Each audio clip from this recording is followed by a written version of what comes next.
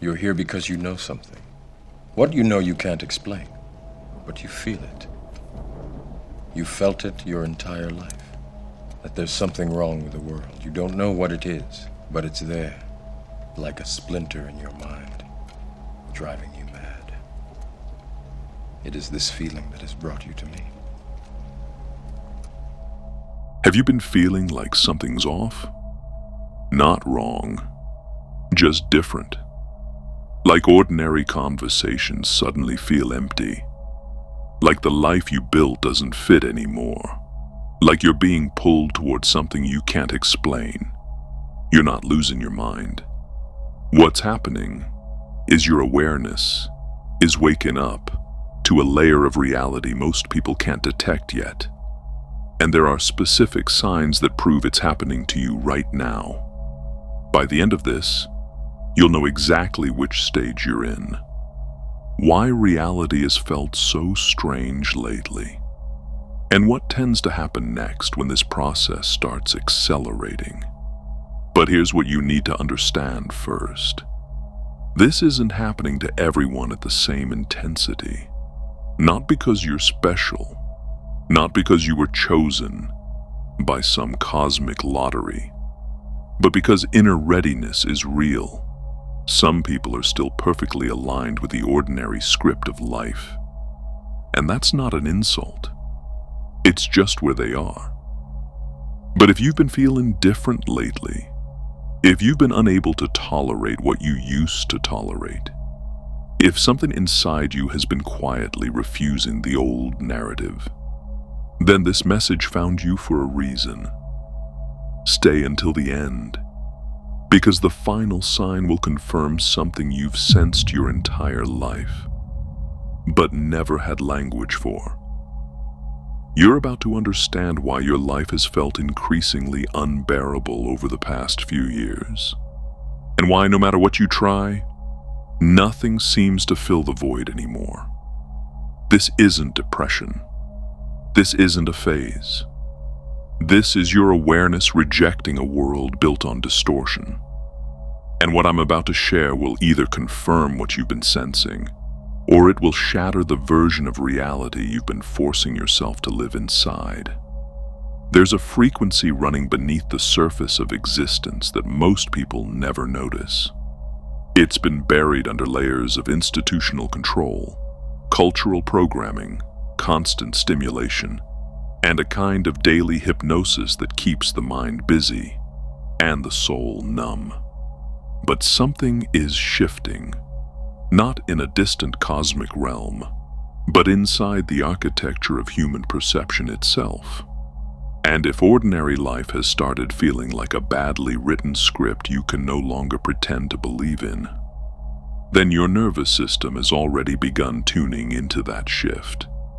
The ancient mystics used a name for this intelligence, Sophia, not a goddess to worship, not a character to debate, not a brand to sell you. Think of it as a living pattern of perception that operates through direct knowing rather than endless analysis. It's not superstition. It's an old way of describing something very real. The human mind has more than one mode of awareness. Most people live in a single mode almost all the time. Analytical, linear, language-based. It processes sequentially. It builds stories. It creates the sense of a separate self moving through time, trying to survive, trying to succeed, trying to be approved of, trying to stay safe. This mode is useful. It pays bills. It organizes life. It navigates the physical world. But there's another mode, a deeper one. Pattern recognition, holistic perception, instantaneous comprehension. This mode doesn't argue itself into truth. It recognizes truth, faster than thought, deeper than emotion, with a certainty that doesn't need external validation.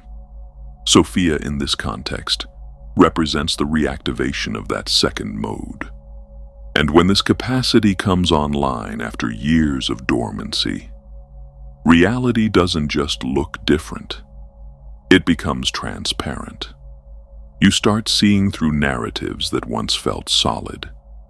You notice manipulation in conversations, media, relationships, institutions, not through paranoia, but through direct perception. It's like developing a new sensory organ that detects inauthenticity the way your eyes detect color. And once that faculty wakes up, you can never fully go back to sleep, because pretending becomes physically exhausting. Now here's what makes this moment in history different. This awakening isn't only happening to isolated individuals across centuries. It's happening to millions simultaneously, creating a kind of cascading effect in the collective field. Older traditions called this critical mass, the point where a new pattern of awareness becomes self-sustaining and starts restructuring the system from within. And once you understand the signs, you realize they aren't subtle anymore. They're everywhere. But before we go through them, you need to understand why this capacity was suppressed in the first place. Because it wasn't an accident, it was functional. Every power structure relies on the same mechanism, creating a gap between what people perceive and what is actually happening. That gap is where control lives. As long as people can be trained to believe their direct perception is unreliable, as long as inner knowing is dismissed as just feelings, as long as truth must be filtered through external authority, people remain manageable. They seek permission. They seek validation. They seek instruction. They doubt themselves before doubting the system. They mistake compliance for wisdom and conformity for sanity. But direct perception destroys that mechanism. Because wisdom doesn't fight falsehood, it sees through it. And once you see through a manipulation, it loses power over you. Not because you revolt, but because you stop feeding it with attention, belief, and emotional energy. That's what's actually dangerous to control systems. Not anger, but clarity. And here's where we need to stay neutral without being naive. Some traditions, institutions, and teachings have genuinely helped people. Some have genuinely protected people. Some have carried pieces of truth forward through time. But it's also true that any human system can be used as a gatekeeping structure. Any system can become a mediator that replaces direct sincerity with performance. This is why so many people today feel spiritually thirsty even while being surrounded by spiritual content. They're hearing many voices, but they're not hearing the one question that cuts through all confusion. Who created everything? Because you can talk about energy, consciousness, vibration, field, and intelligence all day, and still avoid the most fundamental reality. Creation implies a creator, not a metaphor, not a symbolic universe, not a projection of the self, the actual source, the origin, the one who brought all worlds into existence. And here's the subtle point. You don't have to deny the layered nature of reality to acknowledge the Creator. In fact, acknowledging the Creator makes the layered nature of reality make more sense. The Quran describes that all of existence, in its own way, glorifies and worships Allah, everything. Not because rocks have human mouths and speak English, but because creation is not dead and meaningless. It is alive in the way it fulfills its purpose. It is conscious in the way it obeys the laws it was given. It is a sign. The universe is not a random accident. It is an ordered creation, and the order points to the one who ordered it. So when people sense that everything is alive, that everything is interconnected, that reality is responsive, they're touching a real edge of truth. The issue is what happens next. Because many modern spiritual teachings take that truth, maybe 80% of it, and then insert a 20% distortion designed to exclude the Creator. They'll say you are God, or the universe is God, or God is simply the energy. And that distortion is not a small detail. It's the central misdirection. Because once the Creator is removed, the ego quietly becomes the highest authority. And if the ego becomes the highest authority, then accountability disappears. Truth becomes personal preference. Morality becomes mood. And the human being becomes easy to manipulate again, just through a different door. Now, let's get into the signs. The first sign shows up as an increasing inability to tolerate inauthenticity. This isn't you becoming judgmental. It's a visceral response at the nervous system level. Conversations that once felt normal now feel like performance. You feel subtle nausea, tightness, the urge to leave. You watch media that once entertained you and it feels hollow, manipulative, insultingly transparent. You see social rituals where everyone is pretending not to notice they're pretending. This isn't a personality problem. It's your system recalibrating to higher resolution perception. Falsehood has a texture. Pretense has a frequency.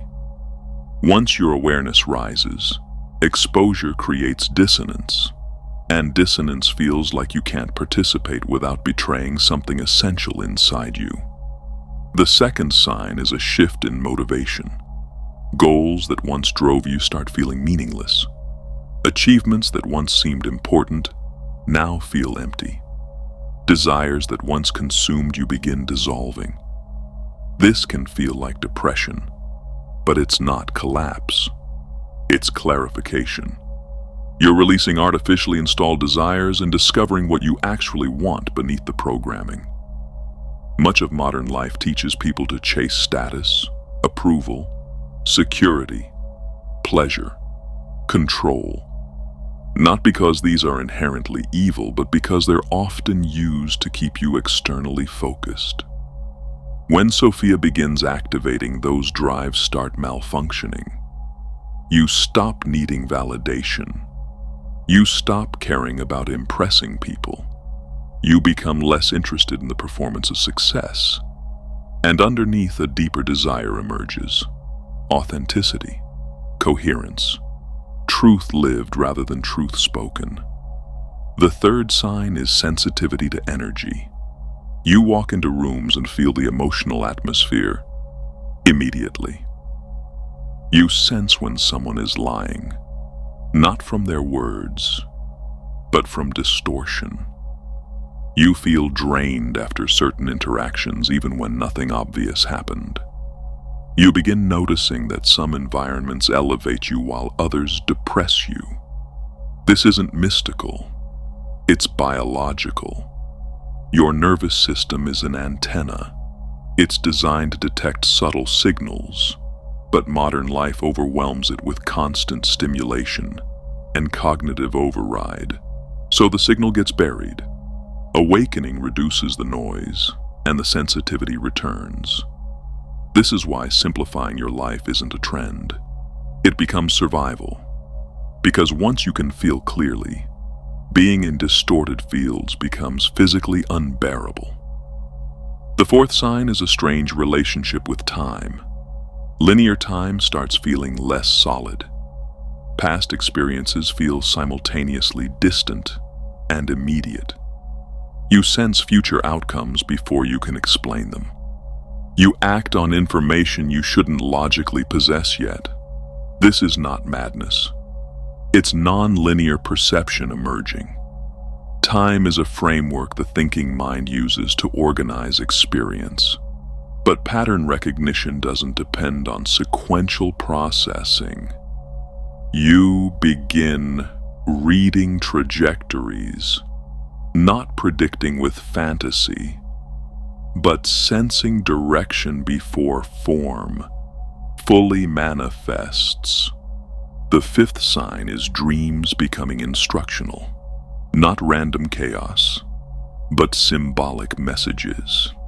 You wake with insight, warnings, solutions. This happens because the barrier between conscious and subconscious becomes more permeable. The subconscious processes patterns across larger time scales, detects correlations rational analysis misses, holds memory and intuition beneath language.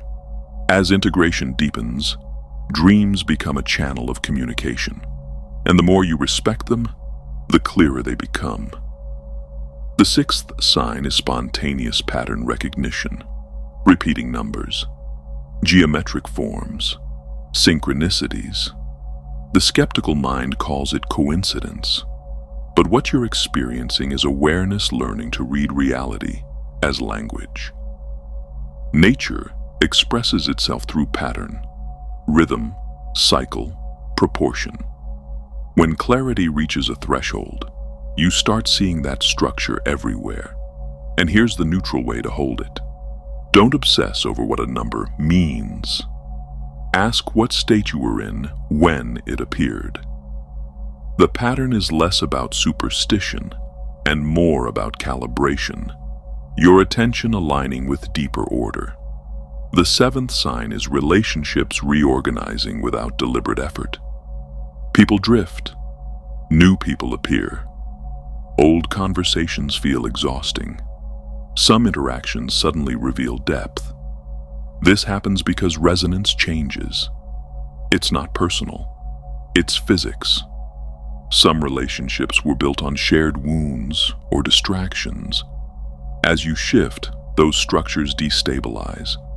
Others were real, but buried under patterns. As clarity returns, they strengthen. The key is not to force what no longer matches. The eighth sign is your body becoming more intelligent. You know what foods serve you. You feel when to rest. You sense imbalance before symptoms. This is embodied wisdom returning. You stop overriding signals with mental decisions. The body was always communicating. You just weren't listening. The ninth sign is being overwhelmed by beauty.